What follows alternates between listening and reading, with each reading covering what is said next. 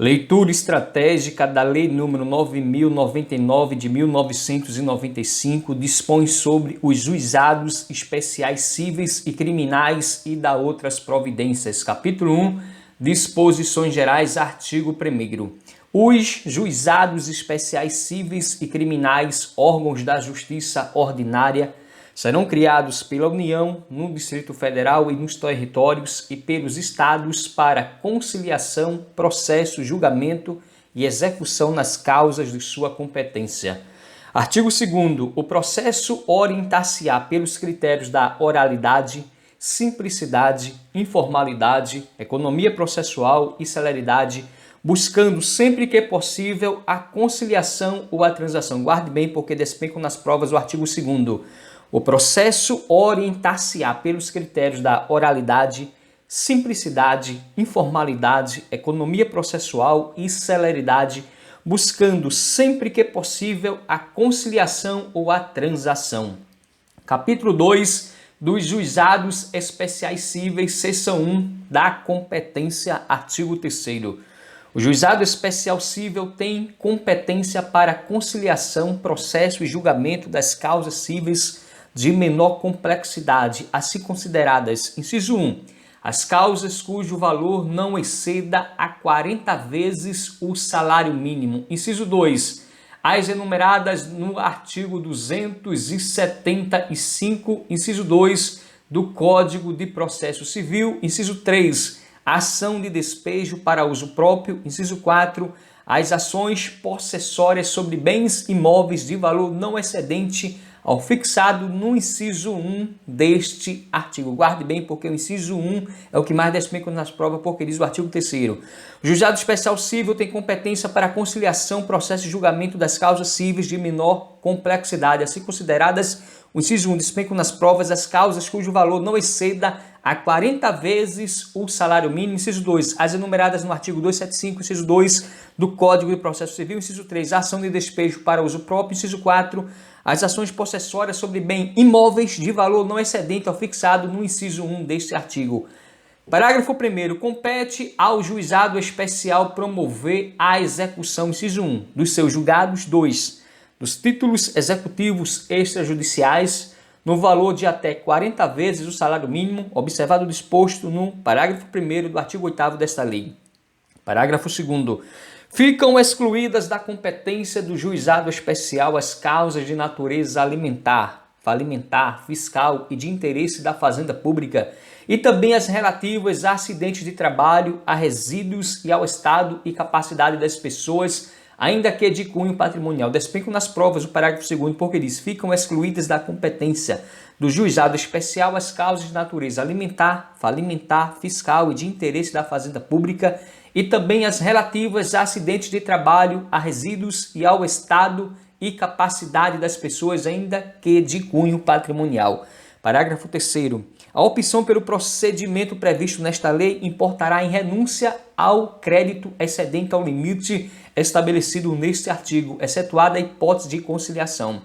Artigo 4º. É competente para as causas previstas nesta lei o juizado do fórum, inciso 1, do domicílio do réu ou a critério do autor do local onde aquele exerça atividades profissionais ou econômicas ou mantenha estabelecimento, filial, agência, sucursal ou escritório. Inciso 2, do lugar onde a obrigação deva ser satisfeita. Inciso 3, do domicílio do autor ou do local do ato ou fato nas ações para reparação de dano de qualquer natureza. Parágrafo único.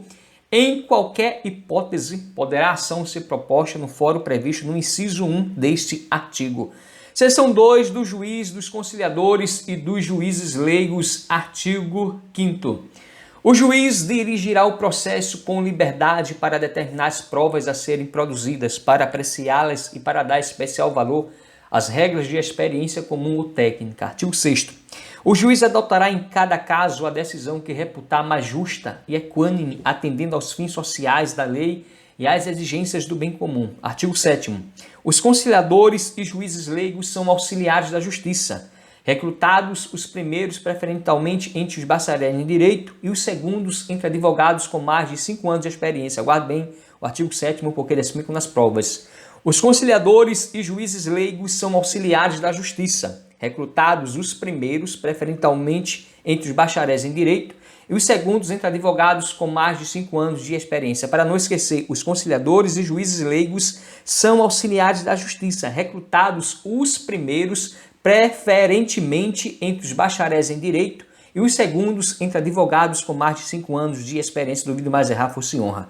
Parágrafo único. Os juízes leigos ficarão impedidos de exercer a advocacia perante os juizados especiais, enquanto no desempenho de suas funções. Seção 3 das partes, artigo 8º, não poderão ser partes no processo instituído por esta lei o incapaz, o preso, as pessoas jurídicas de direito público, as empresas públicas da União, a massa falida e o insolvente civil. Guarde bem. Não poderão ser partes no processo instituído por esta lei o incapaz, o preso, as pessoas jurídicas de direito público, as empresas públicas da União, a massa falida e o insolvente civil. Parágrafo 1º.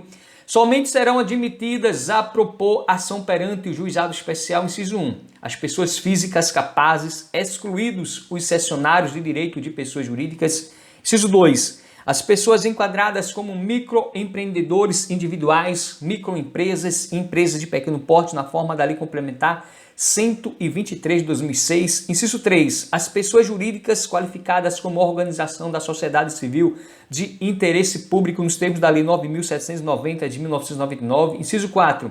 As sociedades de crédito, as microempreendedor nos termos do artigo 1º da Lei 10.194 de 2001. Parágrafo 2º. O maior de 18 anos poderá ser autor independentemente de assistência, inclusive para fins de conciliação.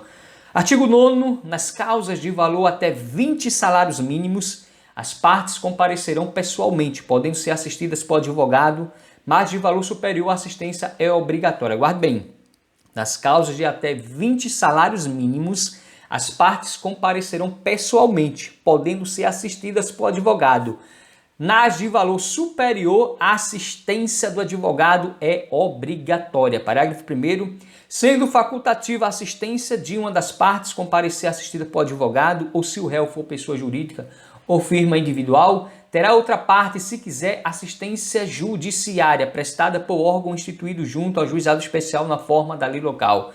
Parágrafo 2º. O juiz alertará as partes da conveniência do patrocínio por advogado, quando a causa o recomendar. Parágrafo 3º. O mandato ao advogado poderá ser verbal, salvo quanto aos poderes especiais. Parágrafo 4º. O réu, sendo pessoa jurídica ou titular de firma individual, poderá ser representado por preposto, credenciado, munido de carta de preposição com poderes para transigir sem haver necessidade de vínculo empregatício. Artigo 10. Não se admitirá no processo qualquer forma de intervenção de terceiro, nem de assistência. Admitir-se-á o litisconsórcio. Despenco nas provas, guarde bem. Não se admitirá no processo qualquer forma de intervenção de terceiro, nem de assistência. Admitir-se-á o litisconsórcio. Artigo 11. O Ministério Público intervirá nos casos previstos em lei. Seção 4 dos atos processuais. Artigo 12. Os atos processuais serão públicos e poderão realizar-se em horário noturno, conforme dispuserem as normas de organização judiciária. Artigo 12A. Na contagem de prazo em dias estabelecido por lei ou pelo juiz para a prática de qualquer ato processual, inclusive para a interposição de recursos, computar-se-ão somente os dias úteis. Artigo 13. Os atos processuais serão válidos sempre que preencherem as finalidades para as quais forem realizados, atendidos os critérios indicados no artigo 2º desta lei. Parágrafo 1º. Não se pronunciará qualquer nulidade sem que tenha havido prejuízo. Guarde bem, não se pronunciará qualquer nulidade sem que tenha havido prejuízo. Parágrafo 2º. A prática de atos processuais em outras comarcas poderá ser solicitada por qualquer meio idôneo de comunicação. Parágrafo 3º. Apenas os atos considerados essenciais serão registrados resumidamente em notas manuscritas, datilografadas, taquigrafadas ou estenotipadas. Os demais atos poderão ser gravados em fita magnética ou equivalente, que será inutilizada após o trânsito em julgado da decisão. Parágrafo 4º. As normas locais disporão sobre a conservação das peças do processo e demais documentos que o instruem. Seção 5 do pedido, artigo 14. O processo instaurar-se-á com a apresentação do pedido escrito ou oral à Secretaria do Juizado. Parágrafo 1º. Do pedido constarão de forma simples e em linguagem acessível. Inciso 1. O nome, a qualificação e o endereço das partes. 2. Os fatos e os fundamentos de forma sucinta. E 3. O objeto e seu valor. Parágrafo 2º. É lícito formular pedido genérico quando não for possível determinar desde logo a extensão da obrigação. Parágrafo 3º. O pedido oral será reduzido a escrito pela Secretaria do Juizado, podendo ser utilizado o sistema de fichas ou formulários impressos. Artigo 15. Os pedidos mencionados no artigo 3º desta lei poderão ser alternativos ou cumulados, nesta última hipótese, desde que conexos e a soma não ultrapasse o limite fixado naquele dispositivo. Artigo 16.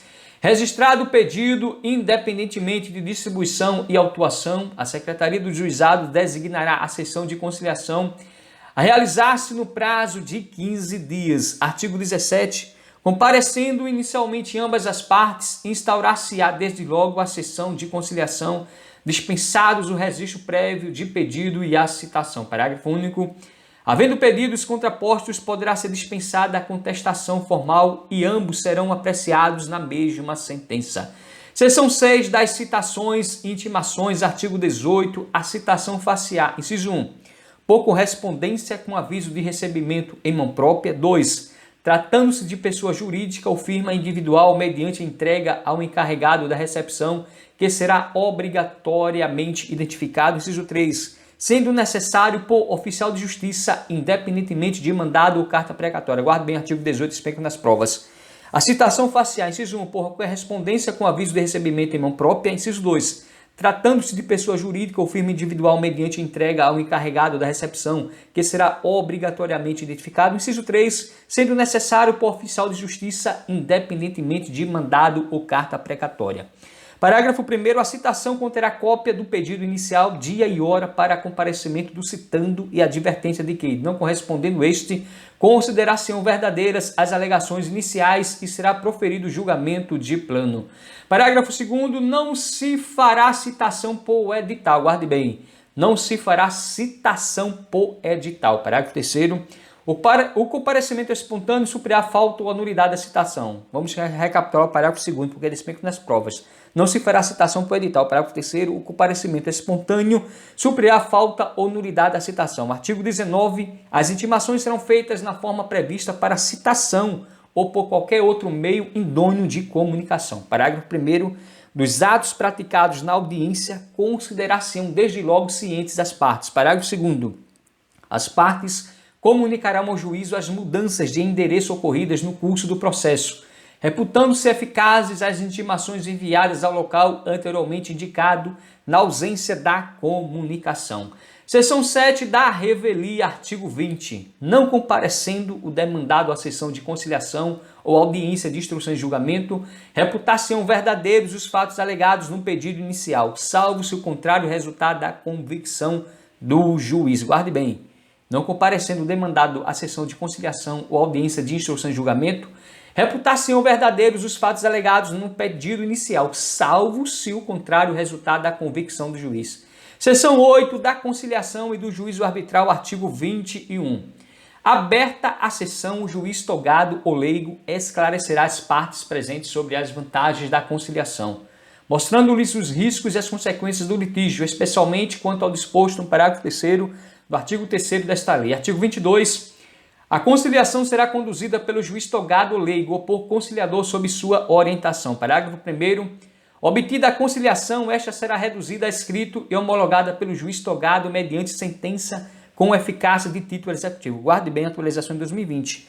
Obtida a conciliação, esta será reduzida a escrito e homologada pelo juiz togado mediante sentença com eficácia de título executivo. Parágrafo 2º.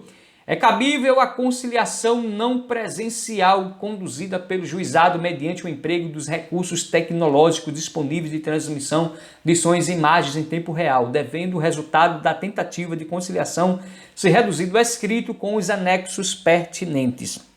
Artigo 23. Se o demandado não comparecer ou recusar-se a participar da tentativa de conciliação não presencial, o juiz togado proferirá sentença de atualização de 2020. Guarde bem, se o demandado não comparecer ou recusar-se a participar da tentativa de conciliação não presencial, o juiz togado proferirá a sentença. Artigo 24. Não obtida a conciliação, as partes poderão optar de comum acordo pelo juízo arbitral na forma prevista nesta lei. Parágrafo 1º. O juízo arbitral considerar-se-á instaurado independentemente de termo de compromisso com a escolha do árbitro pelas partes. Se este não estiver presente, o juiz convocá-lo-á e designará de imediato a data para audiência de instrução. Parágrafo 2º. O árbitro será escolhido dentre os juízes leigos. Artigo 25. O árbitro conduzirá o processo com os mesmos critérios do juiz, na forma dos artigos 5º e 6º desta lei, podendo decidir por equidade. Artigo 26. Ao término da instrução ou nos 5 dias subsequentes, o árbitro apresentará o laudo ao juiz togado para homologação por sentença irrecorrível. Seção 9 da instrução e do julgamento, artigo 27. Não instituído o juízo arbitral, proceder-se-á imediatamente à audiência de instrução e julgamento, desde que não resulte prejuízo para a defesa. Parágrafo único. Não sendo possível a sua realização imediata, será a audiência designada para um dos 15 dias subsequentes, cientes desde logo as partes e testemunhas eventualmente presentes. Artigo 28. Na audiência de instrução e julgamento serão ouvidas as partes, colhida a prova e em seguida proferida a sentença. Artigo 29. Serão decididos de plano todos os incidentes que possam interferir no regular prosseguimento da audiência. As demais questões serão decididas na sentença. Parágrafo único. Sobre os documentos apresentados por uma das partes, manifestar-se-á imediatamente a parte contrária sem interrupção da audiência. Seção 10. Da resposta ao réu. Artigo 30. A contestação, que será oral ou escrita, conterá toda a matéria de defesa, exceto a arguição de suspeição ou impedimento do juiz, que se processará na forma da legislação em vigor. Artigo 31. Não se admitirá a reconvenção. É lícito ao réu, na contestação, formular pedido em seu favor nos limites do artigo 3º desta lei, desde que fundado nos mesmos fatos que constitui objeto da controvérsia. Guarde bem, estratégico, artigo 31, porque diz: não se admitirá a reconvenção. É lícito ao réu, na contestação, formular pedido em seu favor nos limites do artigo 3º desta lei, desde que fundado nos mesmos fatos que constitui objeto da controvérsia. Parágrafo único. O autor poderá responder a pedido do réu na própria audiência ou requerer a designação da nova data, que será desde logo fixada ciente todos os presentes. Seção 11 das provas, artigo 32. Todos os meios de prova, moralmente legítimos, ainda que não especificados em lei, são hábeis para provar a veracidade dos fatos alegados pelas partes. Guarde bem, todos os meios de prova, moralmente legítimos, ainda que não especificados em lei, são hábeis para provar a veracidade dos fatos alegados pelas partes. Artigo 33. Todas as provas serão produzidas na audiência de instrução e julgamento, ainda que não requeridas previamente, podendo o juiz limitar ou excluir as que considerar excessiva, impertinentes ou protelatórias. Guarde bem, todas as provas serão produzidas na audiência de instrução e julgamento, ainda que não requeridas previamente, podendo o juiz limitar ou excluir as que considerar excessivas, impertinentes ou protelatórias. Artigo 34. As testemunhas, até o máximo de 3 para cada parte, comparecerão à audiência de instrução e julgamento, levadas pela parte que as tenha arrolado, independentemente de intimação ou mediante esta, se assim for requerido. Parágrafo 1º. O requerimento para intimação das testemunhas será apresentado à secretaria no mínimo 5 dias antes da audiência de instrução e julgamento. Parágrafo 2º. Não comparecendo a testemunha intimada, o juiz poderá determinar sua imediata condução, valendo-se, se necessário, do concurso da força policial. Guarde bem, condução coercitiva. Não comparecendo a testemunha intimada, o juiz poderá determinar sua imediata condução, valendo-se, se necessário, do concurso da força pública. Artigo 35. Quando a prova do fato exigir, o juiz poderá inquirir técnicos de sua confiança, permitida às partes a apresentação de parecer técnico. Parágrafo único. No curso da audiência, poderá o juiz, de ofício ou a requerimento das partes, realizar a inspeção em pessoas ou coisas, ou determinar que o faça a pessoa de sua confiança, que lhe relatará informalmente o verificado. Artigo 36. A prova oral não será reduzida a escrito, devendo a sentença referir, no essencial, os informes trazidos nos depoimentos. Guarde bem, a prova oral não será reduzida a escrito, devendo a sentença referir, no essencial, os informes trazidos nos depoimentos. Artigo 37. A instrução poderá ser dirigida por juiz leigo sob a supervisão de juiz togado. Guarde bem, a instrução poderá ser dirigida por juiz leigo sob a supervisão de juiz togado. Seção 12 da sentença, artigo 38.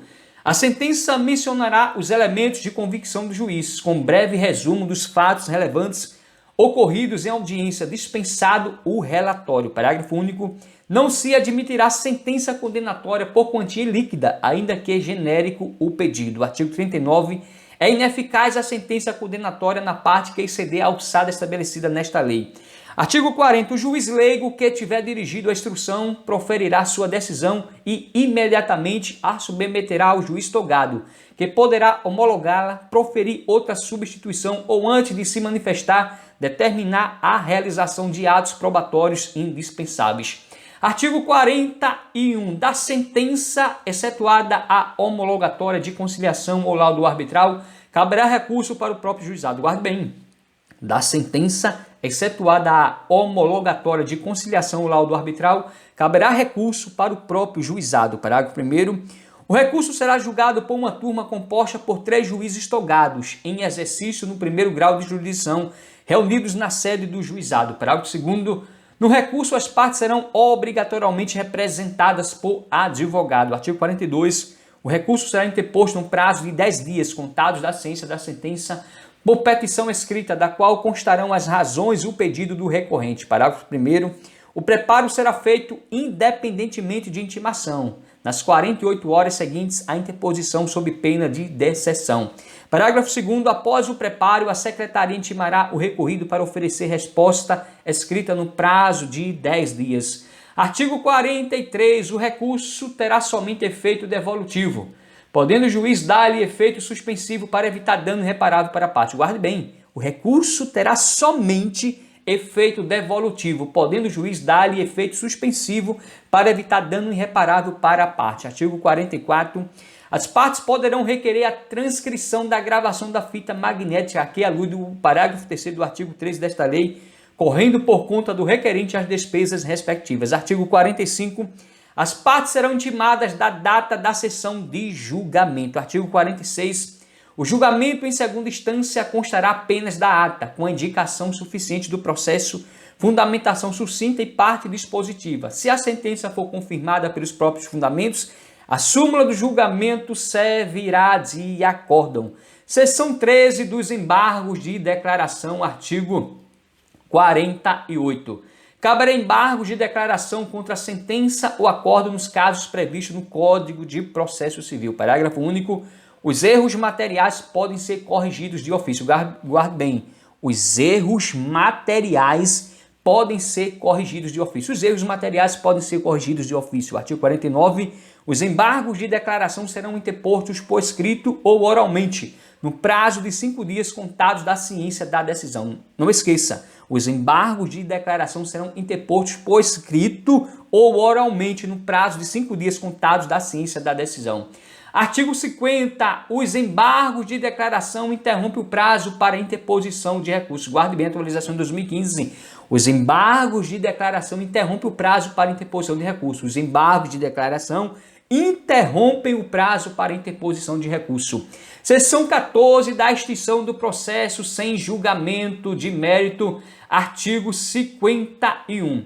Extingue-se o processo além dos casos previstos em lei. Inciso 1. Quando o autor deixar de comparecer a qualquer das audiências do processo. 2. Quando inadmissível o procedimento instituído por esta lei ou seu prosseguimento após a conciliação. Inciso 3. Quando for reconhecida a incompetência territorial. Inciso 4. Quando sobrevier qualquer dos impedimentos previstos no artigo 8º desta lei. Inciso 5º. Quando o falecido autor, a habilitação depender de sentença ou não se der no prazo de 30 dias. Inciso 6º. Quando o falecido réu, o autor não promover a citação dos sucessores no prazo de 30 dias da ciência do fato. Guarde bem o artigo 51, porque dessa vez nas provas diz o seguinte: extingue-se o processo, além dos casos previstos em lei, quando o autor deixar de comparecer a qualquer das audiências do processo, quando inadmissível o procedimento instituído por esta lei ou seu prosseguimento após a conciliação, quando for reconhecida a incompetência territorial, quando sobrevier qualquer dos impedimentos previstos no artigo 8º desta lei, quando o falecido autor a habilitação depender de sentença ou não se der no prazo de 30 dias, inciso 6º, quando o falecido réu, o autor não promover a citação dos sucessores no prazo de 30 dias da ciência do fato. Duvido mais que você errar, fosse honra. Parágrafo 1º, a extinção do processo independerá em qualquer hipótese de prévia intimação pessoal das partes. Guarde bem, a extinção do processo independerá em qualquer hipótese de prévia intimação pessoal das partes. Parágrafo 2º, no caso do inciso 1 deste artigo, quando comprovar que a ausência decorre de força maior, a parte poderá ser isentada pelo juiz do pagamento das custas. Então, o inciso 1 diz que extingue o processo, além dos casos previstos em lei, quando o autor deixar de comparecer a qualquer das audiências do processo, fosse honra. Seção 15 da execução, artigo 52. A execução da sentença processear no próprio juizado, aplicando-se no que couber o disposto no Código de Processo Civil com as seguintes alterações. Inciso 1. As sentenças serão necessariamente líquidas, contendo a conversão em bônus do Tesouro Nacional BTN ou índice equivalente. Inciso 2. Os cálculos de conversão de índice de honorários, de juros e de outras parcelas serão efetuados por servidor judicial. Inciso 3. A intimação da sentença será feita sempre que possível na própria audiência em que for proferida. Nessa intimação, o vencido será instado a cumprir a sentença. Então, logo ocorra seu trânsito em julgado e advertido os efeitos do seu descumprimento, inciso 5º. Inciso 4. Não cumprida voluntariamente a sentença transitada em julgado e tendo havido solicitação do interessado, que poderá ser verbal, proceder-se-á desde logo à execução dispensada na nova citação. Inciso 5º. Nos casos de obrigação de entregar, de fazer ou de não fazer, o juiz na sentença ou na fase de execução combinará multa diária arbitrada de acordo com as condições econômicas do devedor. Para a hipótese de inadimplemento, não cumprida a obrigação, o credor poderá requerer a elevação da multa ou a transformação da condenação em perdas e danos, que o juiz de imediato arbitrará, seguindo-se a execução por quantia certa, incluída a multa vencida de obrigação de dar quando evidenciada a malícia do devedor na execução do julgado. Inciso 6º.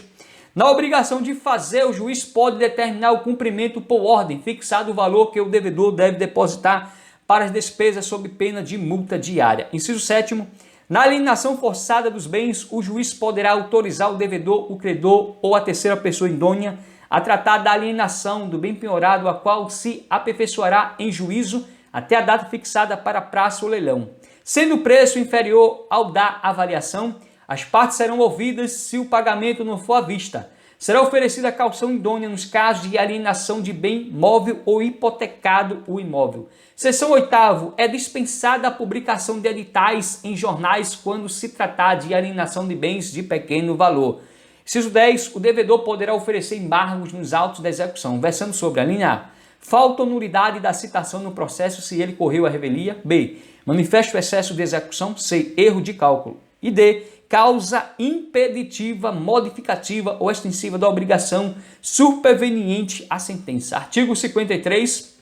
A execução de título executivo extrajudicial no valor de até 40 salários mínimos obedecerá ao disposto no Código de Processo Civil com as modificações introduzidas por esta lei. Parágrafo 1º. Efetuada a penhora, o devedor será intimado a comparecer à audiência de conciliação, quando poderá oferecer embargos. Artigo 52, inciso 9, por escrito ou verbalmente. Parágrafo 2º. Na audiência será buscado o meio mais rápido e eficaz para a solução do litígio, se possível com dispensa da alienação judicial, devendo o conciliador propor, entre outras medidas cabíveis, o pagamento do débito a prazo ou a prestação, a dação em pagamento ou a imediata adjudicação do bem penhorado. Parágrafo 3º. Não apresentados embargos em audiência ou julgados improcedentes, qualquer das partes poderá requerer ao juiz a adoção de uma das alternativas do parágrafo anterior.